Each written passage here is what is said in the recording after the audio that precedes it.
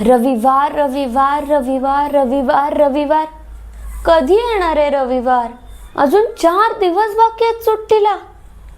तुमचंही असंच होत असेल ना? कारण शालेय शिक्षण घेणारा असू दे नाहीतर कोणतंही काम करणारा असू दे, भारतातील प्रत्येक माणूस रविवारची तितक्याच आतुरतेने वाट बघतो, कारण सुट्टी असते ना त्या दिवशी. पण आपल्याला रविवारची ही सुट्टी एका मराठी माणसामुळे मिळाली. हो, त्यांचं नाव नारायण मेघाजी लोखंडे.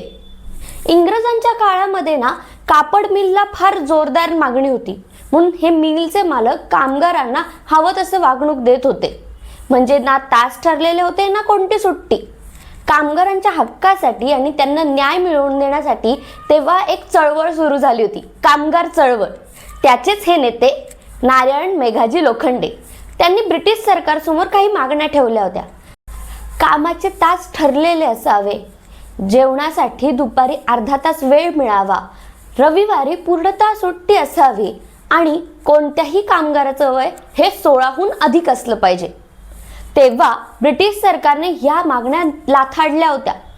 पण या चळवळीचा उद्रेक बघता शेवटी 1890 साली त्यांना या सर्व मागण्या पूर्ण कराव्या लागल्या आणि तेव्हापासूनच आपल्या भारतामध्ये रविवारची सुट्टी जाहीर झाली.